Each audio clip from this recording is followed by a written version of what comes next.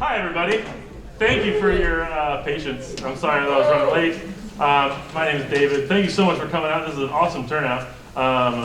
We all want more people playing pinball, so this is amazing. I'm joined by my friends Steph and Katie. I know I see a lot of people that I know from the pinball world, but there's a lot of people that I don't know. So this is really awesome. A little bit about myself. I have a very small company here in the DC area that I put pinball machines in bars and stuff. So, because I just want more pinball out there for people to play. I just want to say a huge thanks to Kevin and Jesser here. They run Lyman's Tavern. It's one of my biggest locations.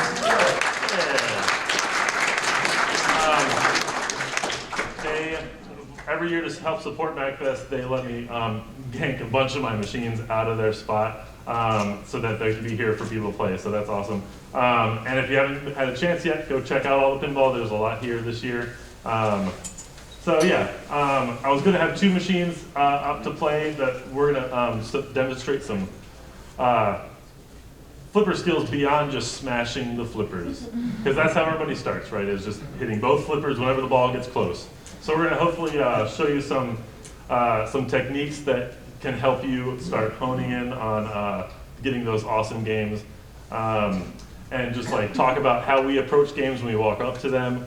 And just generally, so I've got a zoomed in thing so you can maybe see what we're doing with our hands, because sometimes it is, we nudge the machine and stuff like that, and then a larger image. And we're going to try to talk about what we're doing while we're playing. I'm not a stickler for any rules. If you've got a question, feel free to raise your hand and I can answer questions as we're going along. We're just going to get started right in on it. I've picked this machine because it's a great illustration of like the first rule in pinball, which applies to almost every pinball machine out there, which is shoot the flashing thing. This is a great example of we're going to start some modes. This is a machine, and most modern machines are mode-based games. So you can choose different modes, which then make you shoot certain shots. So that's this era of machine is a lot of that. We may adjust the machine's volume on how loud it is in the moment, but we're going to get started. We're going to start playing. Let's start playing. All right. So, who's played pinball before? Hey! All right, cool. So, because believe it or not, you got to start somewhere, and the very first place to start is the start button, and you can press it as many times as you have players, which is usually up to 4. We're gonna do 3. Player 2, player 3. Okay. So on this particular machine, you can see on the right and on the left. So on the left side, I don't need to go to the screen. So on this machine, these are my modes, and I can change them with the flippers. So I can select which mode I want to play. And it's obviously illuminated. So this is why I love this machine. It's telling me which shots are going to be my objective shots for this mode. And I can switch around, and it'll tell me, okay, these are going to be your shots you want to hit, right? So when you walk up to a machine, you can get a lot of information from the machine, but what we found in a lot of discussions about pinball is there's 2 types of people, and you'll probably fall under one of these categories. The first, like me, is I like to walk up to a machine and just start playing. Let's find the shots. Let's see how do I hit that ramp, like how I hit this ramp. And then as I start to learn the shots, then I'm like, okay, what's that doing? Am I getting points from it? Am I completing this mission? Things like that. The other school of thought, the other approach is there are a lot of people in this camp, which is finding tutorials online on how to play a specific machine. And then so they learn the rules, and then they come up to the game and they're like, okay, I know what I need to do. Now I'm going to see if I can make those shots or not. So that's usually most people will fall into those categories. So I'm just going to start a game. We're going to go with Triumph. We're going to go with Queen Out Battle. skill shot, right? Huh? Sure. Yeah. So I'm doing a live catch here, so I'm stalling out the ball. And I'm going to pass it on to Katie so then I can talk about the game. So she's in Klingon battle, and we've got the red arrows, or all the red arrows are lit. And those are her objective shots. So yeah, just play. We'll just play.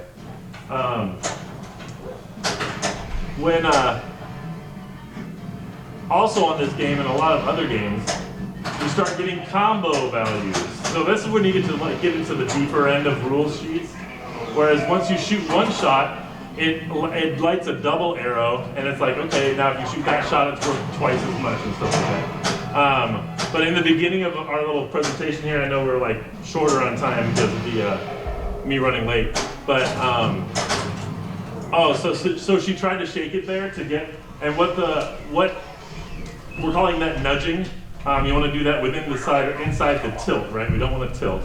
But if sometimes the ball is a little more to the left as it's about to go down the middle, and if you nudge the machine while you're flipping on the left, and you're pushing the machine over to the right, you can get the tip of the flipper to hit the ball and potentially save it. One thing a lot of people you learn as you play is you can nudge and you can find where that tilt is. Front to back motion actually will tilt less than side to side motion. And the main reason for that is people, it's hard to tell or know how much you're moving the machine just by flipping. Like inside, it's a pendulum that's just like swinging around inside of a ring. And so if that pendulum hits the side of the ring, that's a tilt. Newer machines, it'll give you a warning. It'll be like, hey, oh, no. So if the pendulum's almost always swinging a little bit left to right because you're flipping left and right. So even just a little bit. And I'm just talking as the game's going. A lot of new games, like what just happened is, it'll call out. If you listen to it, it'll tell you, like, that was a nudge. She was trying to say. So, what I want to do real quick is talk about, so I'm going to see if I can do this. Okay, so it's not on the big screen. We're going to show this real quick, and then I'll go back to the, okay. So a little bit of flipper skills. We're going to go over a couple of them. This is called a post pass. I found this graphic online, so I did not animate this. It's not mine. But this is what's called a post pass. If you're trapped up, we call it trapping up when you have the ball on a flipper. Some people, there's also kind of two schools of thoughts here. Some people like to trap up as much as they can. They feel the most in control. And then some people like to just hit on the fly, just shoot the ball as it comes to you and go. Both are fine. You can get really good at doing both. But I'm going to demonstrate some post pass here on Star Trek real quick. Yeah, working? All right. I'm going to pick Prime Directive. The reason is because I know Prime Directive has the most shots available for objectives. So I'm like, I'm going for points. I want objective shots. There's a lot of good ones. There's also skill shots in this game. I can activate a super skill shot if I press and hold my left flipper and I plunge the ball, it'll go all the way around. And then you can see, so now I have it. But it was flashing a red arrow in the middle there for me to try to hit the skill shot. Let's do some flipper skills. Okay, so we're trapping up, right? And now I'm gonna, you can see my hand, right? Okay. So I'm just gonna twitch the button, release it, and press down really fast. And so sometimes you gotta find different, it's gonna be different on different machines. Another good piece of advice, it's gonna be different on different Star Treks. You can play two of the same machining model, everything's gonna be different because all the parts are slightly more or less worn, and stuff like that. So never expect a machine to play the same as like the one you have at home or the So I just need to find the right amount of time to release the flipper to get it to pass over to this flipper. And then I can hold it up there. So, yeah. So now I've got all these blue shots available. I can try. They're right behind us. Get up the ramp. You know what's fun is that we didn't actually level this machine before. So it's going to be, we might give up on that shot. Okay, just adjust, yeah. You use the sticker So you can. When you level the machine, you want it to be level with the floor. So there is a bubble on a lot of pinball machines that you can see on the side. That isn't what you use. There's an app where you can put it on the floor, your phone on the floor, and then based on the pitch of the floor, you put it on the playfield of the machine, and you do it that way. It's a pain in the butt. But if you don't do it, then you'll be playing, and the ball, like when you launch it, instead of, a ball should go straight, it will go like this or like this. So if you're in like a crappy bar where they don't care about their pinball machines, you can tell when that happens. The reason I asked if you need whether or not it's a level. You can use a level from like the hardware store, yeah. Okay. But there is. I thought you were talking about on modern pinball machines on the. No, I've got a 79 back at home, and I'm trying to make sure it's leveled properly. So I don't get a nice fancy bubble level. Oh yeah, no, but that's good. You can use one, a normal one, yeah. Sweet, thank you. I really want that. There we go, I made it. So, let's see if we can do some other let's see if we can do a flip pass.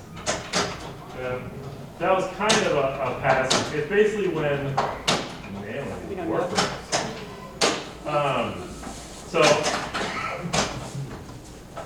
So that's a dead flip. And I'm going to try to do it a couple more times. A dead flip is when, and this is the hardest instinct to fight, a dead flip is when the ball is coming right at your flipper and you don't touch it. You just let it come, it'll bounce on one flipper and come over to the other, and then so it stops, it slows the momentum. And then I can like trap it up on the thing, calm down, make my next shot. I've got an extra ball lit and a ball lock right here. The most common, this is just kind of some little side knowledge, the most common color for an extra ball lens is orange. It's been that way since the 70s, I think. The most common, it's like, I think it's the only real color that's ever used to illuminate a lock towards a multi-ball, and we'll do some of that, is green. So if you see green or orange on the playfield, you're like, I'm going to go for that. We're going to see if we can advance some locks here. Actually, let's see if we can do some flipper skills. Good. Dead? No, that's not going to be dead. Do a live catch, even. Yeah.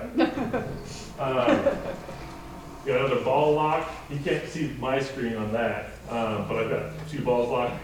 In this particular game, what's nice is I've completed my mode, which a lot of games, once you complete a mode, there's going to be some way to start the next mode.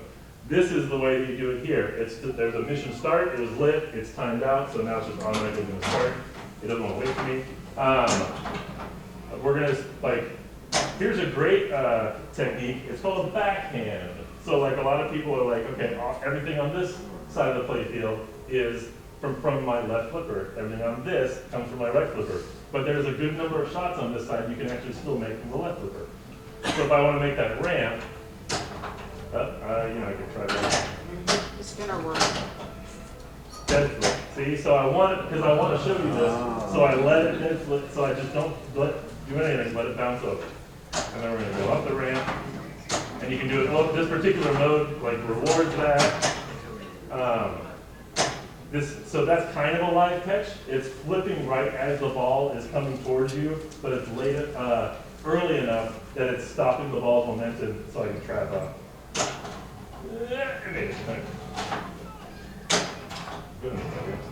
Dead flip, see? So dead flip, post pat up. post pass. Ah, yeah. Let's see. So that's another dead flip. Do a drop catch. Sorry. Do a drop catch. What kind of drop catch out of? Let's see. Let's see if I can get a Oh, the rejection scoop? shot. Like a log. So that was a drop catch. So I'm going to do it again. So a drop catch is when I have the flipper up, and then as the ball comes down, I let go of the flipper button, so the flipper bat, these are called flipper bats, the flipper bat drops with the ball and like stops its momentum 100%. It's the hardest move you can do, I think. It's really hard. Good.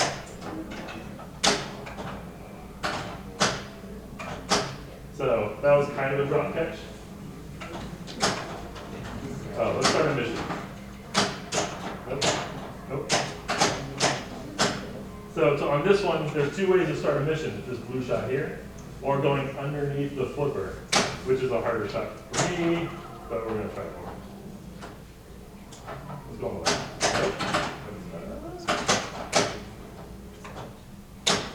Okay, so then we're going to start a mission. So once you start learning modes, you can start stacking things when you know what you want to do. I want Klingon multi-ball, or Klingon battle, which is what this mode's called, because it gives me a lot of points on my ramps. And if I can start multi-ball, which on this one, these are proton torpedoes, so I can start my multi-ball. Vengeance multi-ball ready. So if I get my multi-ball and a mode, you're maximizing all your points, which a lot of machines will let you. It's called stacking, and they will let you stack. Not that one. Not that one. Oh, there we go. Oh yeah, that makes sense. Sorry. Let's do a super skill shot. A lot of machines have a super skill shot like this, where you press and hold the left flipper, and then it'll light up whatever you're supposed to do. And for me, on this one, it looks like we're going right up the middle with the multi-ball. So it's gonna be really good. No, it's good. But it's timed. All skill shots are timed or shot dependent. So like you can start by having a skill shot lit, but then it goes away because you hit a shot. What you should not do is when you play a game, just go up to it and fling the ball as hard as you can the first thing you do. Because most games have some sort of thing you can do at the very beginning when you're punching the ball that will give you more points than just letting the ball go. So you should look at the game, no matter what the game is, and see if there's something you can do at the very beginning. So we're getting into a little bit more fun Is that here. most modern, or does that Well, go- I would say like all modern games have a skill shot.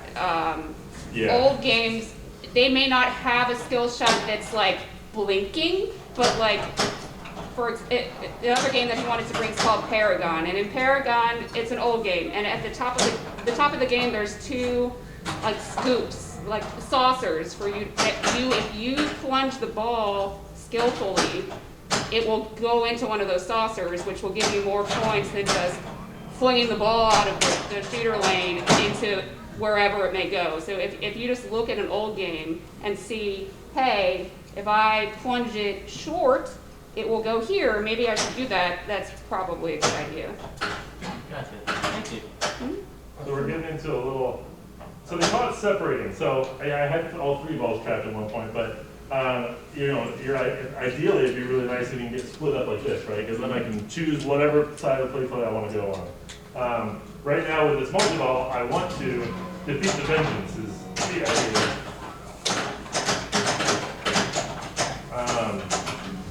Let's see if we can do a post pass. Okay, so sometimes when you're trapped up like this, you get two stacked. If I time it just right, I can actually make that ball go to get back up there. Like that, and then I can post pass, and then I'm separated.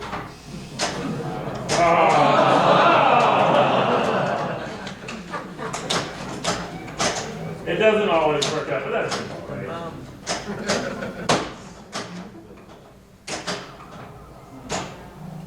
Alright, let's get another mission started. What's the trick with getting side targets?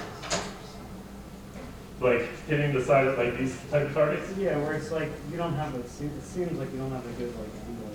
It's true. If there, there will be a lot of shots and on a lot of machines that are more of a glancing shot, and it's kind of like, I play baseball a little bit. It's kind of like the later you swing at the ball, the more like if you're, so the longer I wait to let the ball get to the tip of the flipper, I know I can hit these targets. So. And then a lot of this is just like practice and knowing. Let's see if I can get these targets.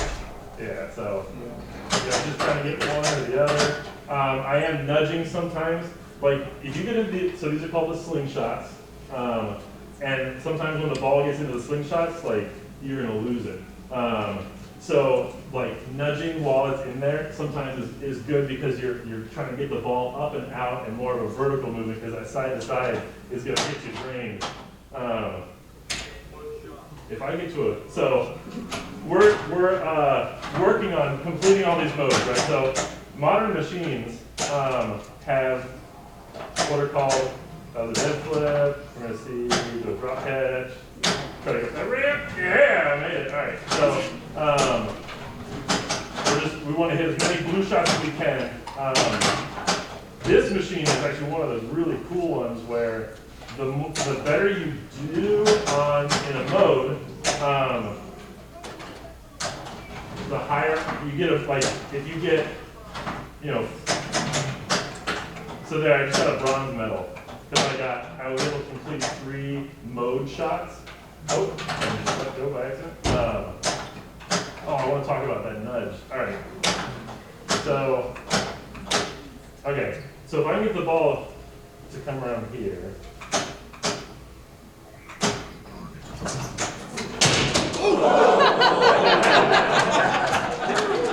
Insurance will take care of that. Didn't lose your ball.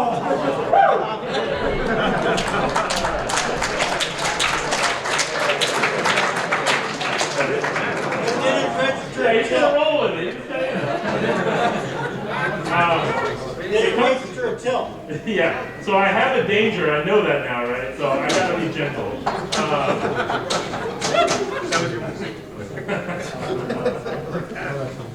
Tilt. All right. So what's really fun is I'm gonna do it again. All right. I'm not getting a great amount of points because the modes are timing out and stuff, but we'll talk through some other people's balls. Does when you hit the buttons, as opposed to say a 1940s pinball machine, does it matter on these electronic ones, the force against the button versus the flipper speed? Or? No. So on every machine ever, you can just play. I'll just talk while you're. Every machine ever, how hard you push the button has no effect on the strength of your flip. Now, there's a small little whatever caveat, if that's the right word. With a machine like this, it's fully electronic, right? So the computer is looking to see if you hit a switch.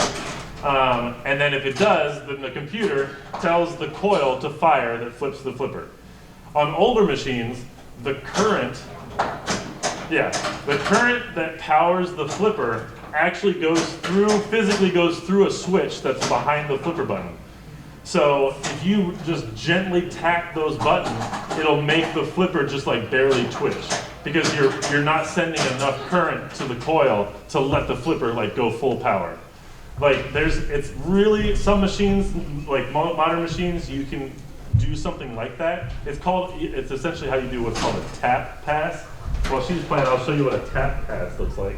We're not gonna be able to really show it on this. Oh, I don't have tap pass, which is fine because we can't do it on this machine. But it's where the ball's rolling across the flipper, you barely tap the button, and the flipper just kind of twitches a little, and it makes the ball bounce over to the other side. While she's playing, I'll also show you. So here is. So this is live catch. Oh, right when I I'll play your ball. Sure. No, I want the winning move. We're gonna go back real quick. So, what I was starting to say before was, most machines, modern machines, you start getting to wizard modes. And then the pinball community was like, we want to do more. So they started doing mini wizard modes that you could complete a couple of those, and then get to the full final wizard mode. So they started making it more difficult. The first mini wizard mode that you get into is if you can complete this group of 6 missions. So we're close to that. So hopefully I can show you the Kobayashi Maru, which is. So I was trying to do a live catch there. It did not work, so we're going to go. And we'll just have a fast ball. Yeah, you could have done that. Yeah. We all could do Wait, that. that was a disc.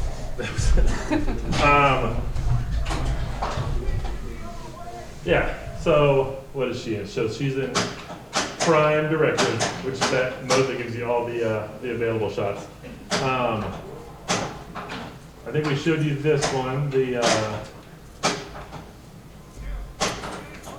drop catch, right? So you're dropping the flipper right as the ball gets to it, and it stops its momentum. And I think I just showed you live catch. So, and then here's just an illustration at least of the dead flip. See, so you're just letting the ball. It's really hard to fight instincts and not flip at that, right? But it can be really good to like stall your play, collect yourself, figure out what you want to shoot at next. It's also like, that is the easiest thing to learn. Just, really, it really is very easy. Just play a game by yourself, and when the balls come into a flipper, just don't hit anything and see what the ball does. Oftentimes when you're playing pinball, the best thing to do is not flip at all. And it is hard to imagine that, but really, if you just play, like, when you go down to the game room, play a game by yourself where you just tell yourself, don't flip so much, and see the ball. It takes some work to drain a ball, that you just have to think about it that way. Yeah, so we're employing some more flipper techniques, so grabbing the ball, to arrest the momentum and slow down type thing sometimes. But again, you can be in the other school where you just on the fly shoot. I'm just not as good at on the fly shooting sometimes. Some machines actually, and it's something to look for when you're. Oh, my let's play. Sorry. Am I about to play? No. Okay, good. Okay, so it's something to look for in a lot of machines is the transition from this is called the in lane, it's called the out lane, right? Because it's like out lane, it's out the game. In lane, it's coming into the flipper. So a lot of times, and something to look for when you first walk up to the machine, the ball starts to roll down, and this transition is not clean. So the ball actually like gives a little bounce right when it gets to the flipper, which can really screw with your gameplay. So it's those kind of things you want to look for when you first walk up to a game, because it's gonna screw with that. Like when I was talking about on the fly shooting, right? So the ball's just racing down, and you flip it, and you go to the next thing, right? You don't trap up, which is fine, but it can be really difficult if there's a bounce here, it's gonna throw you off. So sometimes if it's a machine that does that, hold this flipper up and just let it bounce and get over to the other flipper, then trap up. And it'll give you like a little more of that control. She just did a drop catch. I heard someone say it, John.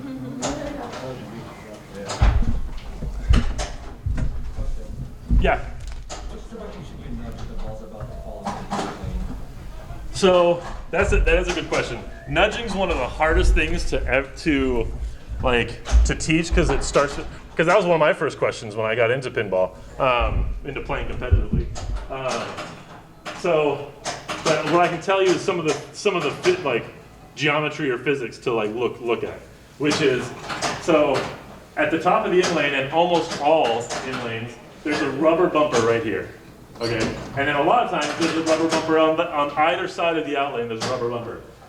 For me, if the ball, it sometimes depends, but if the ball is coming like from the left to the right, I'm gonna nudge the machine forward, like away from me, so it makes this bumper move up. Because the ball, there is still a coefficient of friction like between the play field and the ball, but it's usually they're waxed, that ball's just moving where, like regardless of where the machine is, it's gonna stay on its trajectory, right? So it's heavy steel ball. So if it's coming over this way, like right when it gets to around here, I'm gonna nudge up and hope that it hits this bumper and saves it. So it just depends like what direction things are coming from. The other thing is to try to, as you start to learn pinball and learn certain machines, it's recognizing what motions are really bad for you. Like where the ball, like if I have a ball, let's say, I'm gonna jump over here. So this little side ramp that I've hit a few times, this is called the warp ramp. Sometimes the ball won't go up it and you get rejected, right? So then it comes back down. So when it's coming back down, on some, if it's not leveled well or whatever, that thing's just gonna go straight out and out, right? So what you can do is you're like, okay, it's coming back down. I'm gonna nudge it right when it gets to the end of the ramp. If I nudge it forward, then it's gonna, the end of the ramp, the lip here is gonna nudge it up and give me a better chance to come, like the ball will come up higher instead of coming down straight to the outlet. But sometimes on some machines, if a ball somehow like, you know, let's say that you flip over here, you hit these guys, you come back and it hits this, you know the ball's coming back this way. What I don't want is the ball to come straight out the out lane, right? So what I'm gonna do is with my right hand, I'm gonna hit the side of the machine right when it's hitting these targets. So then the targets actually push the ball like more this way than allowing it to like swoop down towards. So it's recognizing that motion. It's like, okay, it's about to hit something around here, and these are dangerous to get out the out lanes. I'm gonna get some side to side motion and try to get it to like bounce and come back down. What are we at? Are we in multi-ball? Oh, she defeated the Vengeance. Good job.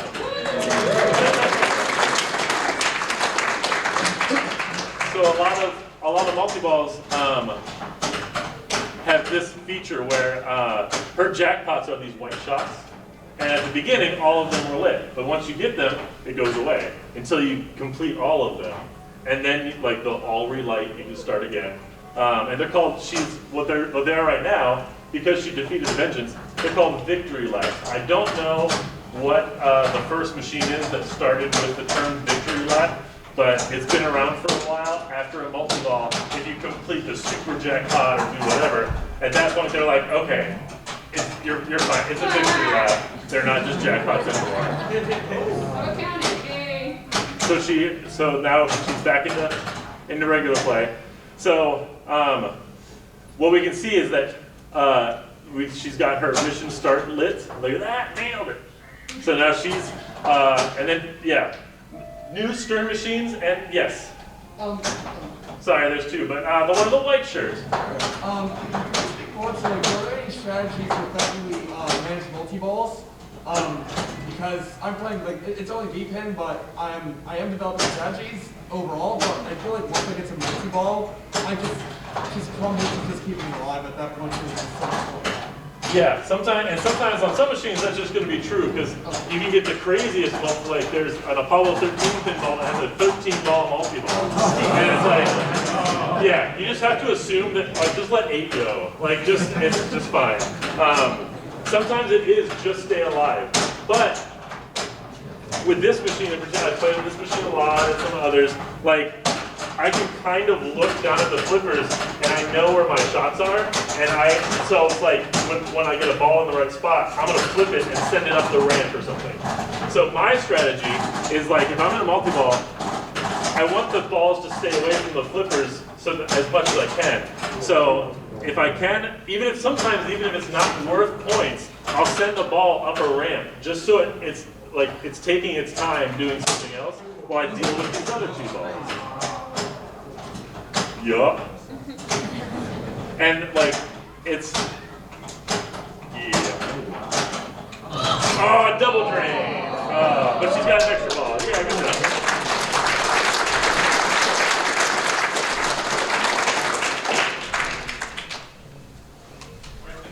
Do you want to talk about leagues? Yeah. So we're all members of a league here in the area, but so there are leagues all over the country. There's also a website called pinballmap.com. It's maintained by a lot of enthusiasts all over the country, and you can look up and it'll show you like what bars in your area have pinballs and what pinball machines they are, and then you can find local leagues that play in those bars. Some are. I still want to answer your question, actually. Yeah. Yeah, I mean, I actually spent a lot of time at Lyman's, which is an amazing Sweet. place. And one of the most popular machines there is the Paragon model. Yep. So what I was wondering is, what are some good machines for people who are trying to like actually focus on learning the game? Or in your experience, what do you see people gravitating to? Attack from Mars is a great one because it has an open layout. There are some machines that I like really like difficult machines, but I also like ones that are a little more open. So there's like a machine, it's called Houdini. I don't dislike the gameplay, but holy smokes are the shots tight. Like it's one of the harder machines to play. So like I wouldn't recommend that to start playing. But Star Trek's can be a great beginner machine because for lack of a better way to describe it, where the shots are, like the ramps and the orbits, they feel very natural, like off the flipper. Like I think this is, oh yeah, I made it. Like, but then like Rick and Morty is a really hard machine.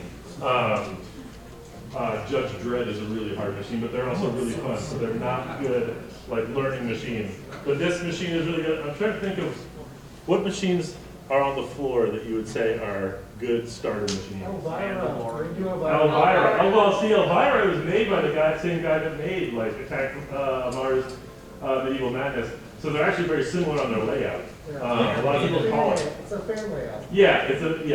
There's and a lot of people do point that out that like it's a fan layout, right? So it's every shot goes like this. Which I mean, pinball you can only fit so many shots. Type thing. Stranger Things on the floor. Stranger Things is a great one. That's also a great layout for Iron Maiden. That's, I don't know if that's the best one to learn on. True. Yeah. And just because the theme is cool does not mean the game is cool. I legitimately thought it was a fairly easy one to play. I mean, And some machines come naturally to others. It's no fun.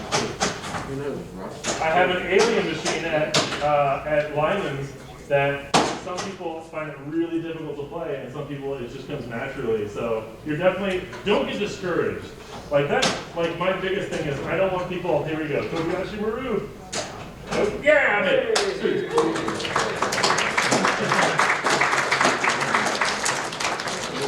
So see, I'm receiving medals. So I only got 6. I wasn't paying attention.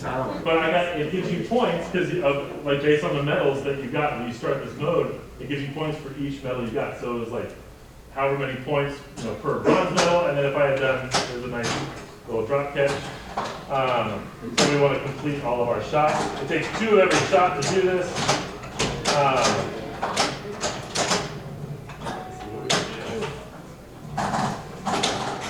If you're learning, just know that every pinball machine has an objective. Like when I was younger and didn't know anything about pinball, I liked it like when I was a kid, but I didn't think I thought I was just hitting a ball around and it was going ding, ding, ding, and like I was like, hooray. There are objectives to every single game that you see, even if it's really old. There is a thing you should be doing. So try to figure it out. But I'm one of those people that looks at YouTube videos, but I play a lot of pinball. So if you just go up to a machine and just look at the things that are lit or like where there's arrows, you can kind of try to figure it out. Do you want to answer? There's a lot of questions. Yes. Yeah, we're wrapping up here, so and once we're done with that game, we'll just let it end. You started to talk about button light on the stern machine? On what? On the stern machine, you're talking about the button, the lighted button? Yes, the lighted button.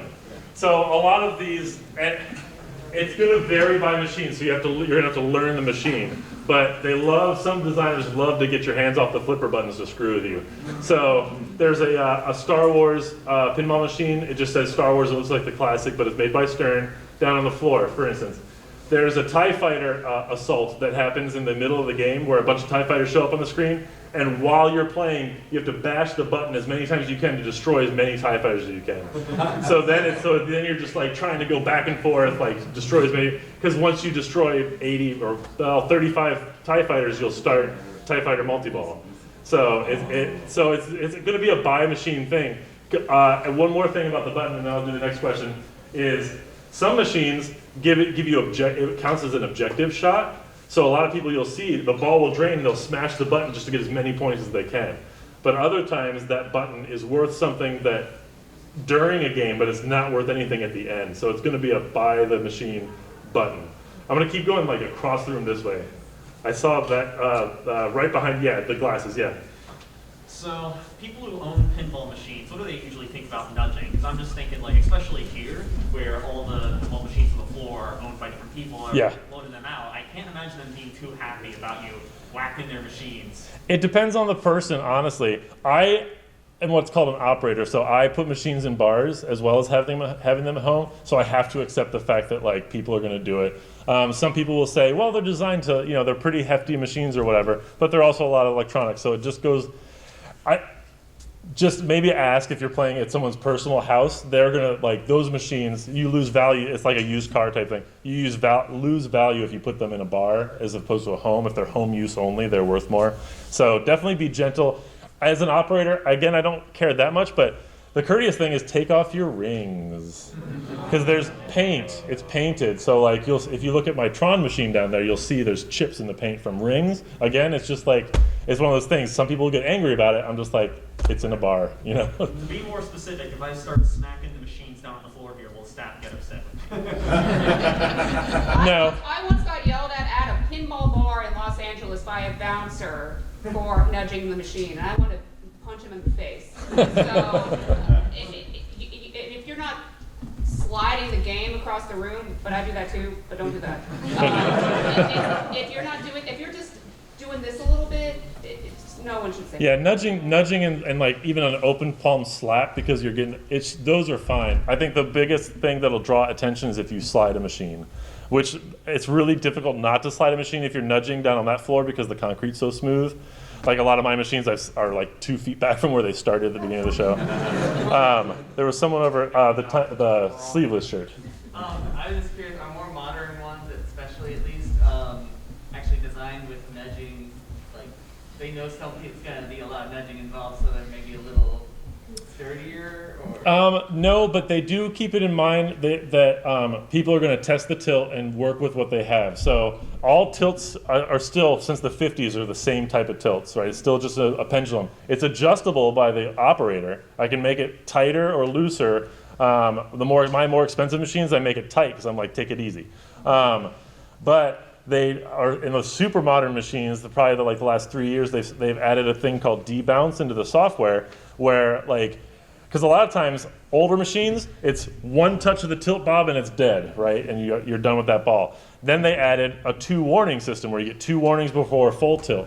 But a lot of times it would be, boom, boom, boom, and you're out anyway, right? So then they added debounce where it'll actually ignore the tilt for a set amount of time that is actually user programmable on some of them. So you can say, okay, once you see a tilt, ignore it for half a second. So because sometimes someone nudges it. So but yeah, I think that answers the question. The black shirt. Sometimes I'll see someone do a catch, but also flip the opposite flipper when the ball's nowhere near it. Is there any kind of function to that? You may see it. They may be adjusting the in lanes up top. On this one, it's the 3 lanes up here.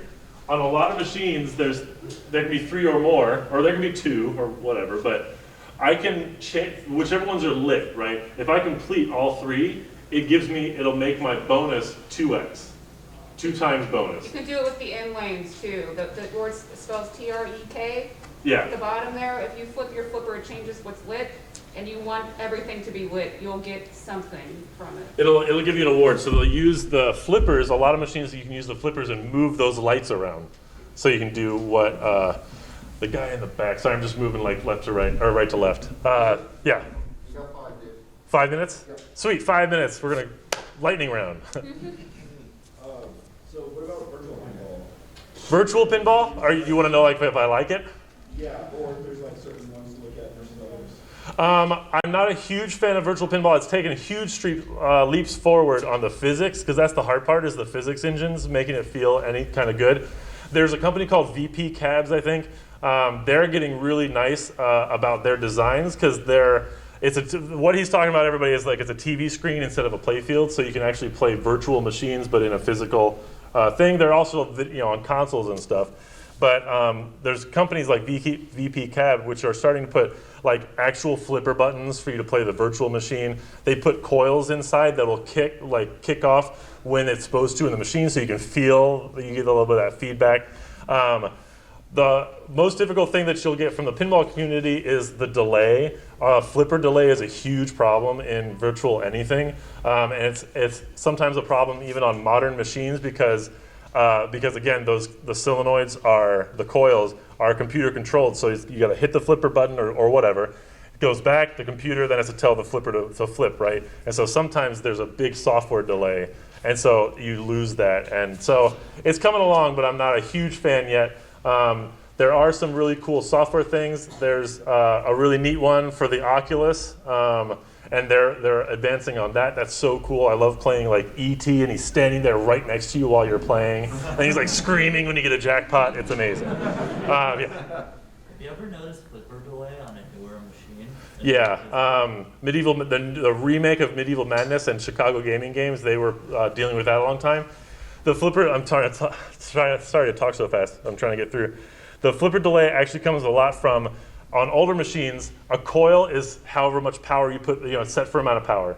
It's actually a software thing where I can go in and turn down the power on a coil. So that's usually the actual flipper delay, is people turn down the power so it doesn't hurt the machine as bad by throwing the ball around as hard.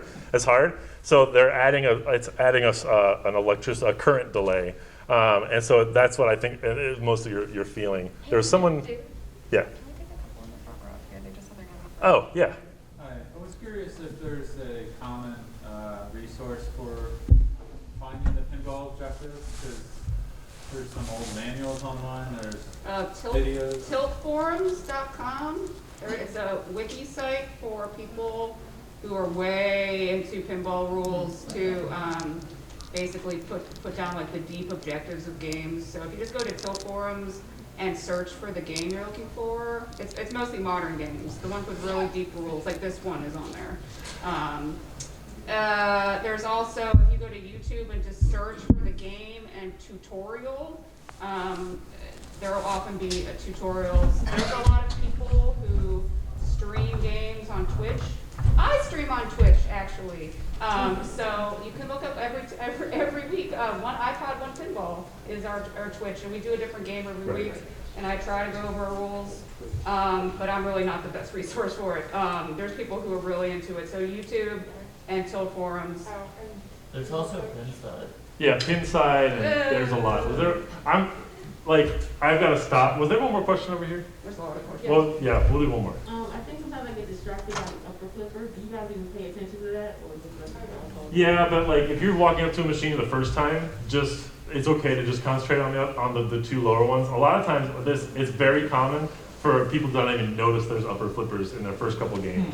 That's totally normal and okay. And don't give up on pinball. Like if it gets, sometimes it can be frustrating. It can be mean. It's just like, just keep trying. Like, and then if you're a year into playing pinball and you're like, oh, there's an upper flipper, I never knew. Like, it's okay to discover new things on a pinball. I'm sorry we run out of time, but what I'm going to do is I'm going to wheel this stuff out into the hall. I can answer some more questions. I don't know if these guys will hang out to answer more questions. I'll answer more questions out there. I want to free up the hall.